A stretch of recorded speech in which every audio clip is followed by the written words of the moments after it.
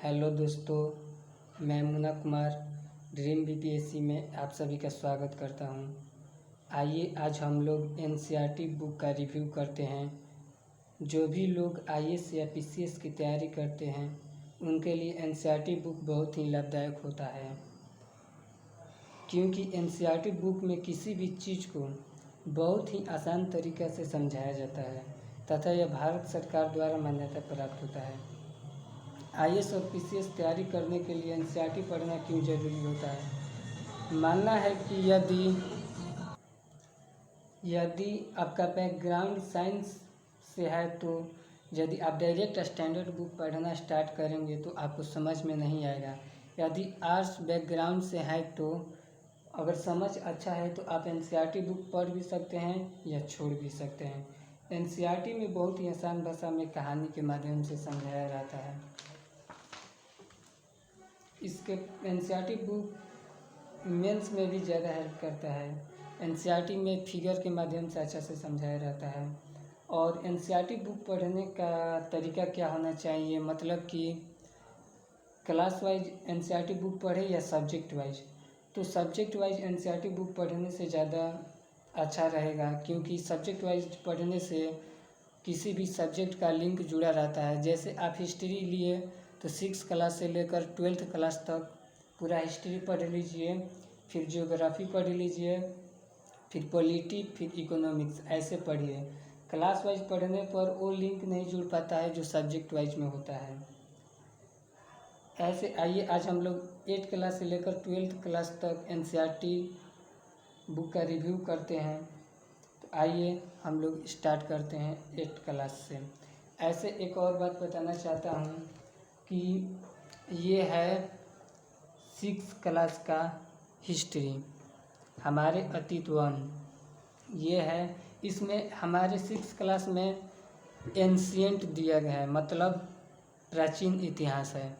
ये 7th class का history है, हमारे अतीत 2, इसमें मेडिवल दिया है। तो हिस्ट्री 6 और 7 का भी पढ़ लें। इसके बाद हम लोग 8th क्लास का देखते हैं। 8th क्लास में हमारे अतीत 3 है, इसका मतलब कि इसमें मॉडर्न हिस्ट्री दिया है। 6 में एंशिएंट, 7 में मेडिवल और 8 में मॉडर्न हिस्ट्री है। इसके बाद हम लोग 8th क्लास में पॉलिटी पढ़ते हैं, जिसका नाम है सामाजिक एवं राजनीतिक जीवन 3। फिर 8th क्लास में आप लोग का जियोग्राफी हो जाएगा, जिसका नाम है संसाधन एवं विकास। 8th क्लास ख़त्म हो गया। अब 9th क्लास में आते हैं। 8th क्लास में इकोनॉमिक्स नहीं चलता है। 9th क्लास में आपका हिस्ट्री में हो जाएगा भारत और समकालीन विश्व 1, ये हो गया 9th क्लास का हिस्ट्री। इसके बाद हो गया पॉलिटी, राजनीतिक शास्त्र, इसका नाम हो जाएगा लोकतांत्रिक राजनीति 1। इसके बाद अर्थशास्त्र हो जाएगा 9th क्लास का। 9th क्लास में इकोनॉमिक्स चलता है।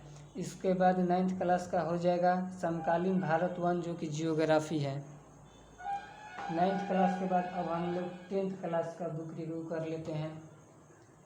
10th क्लास में सबसे पहले ये हिस्ट्री का है, भारत और समकालीन विश्व 2।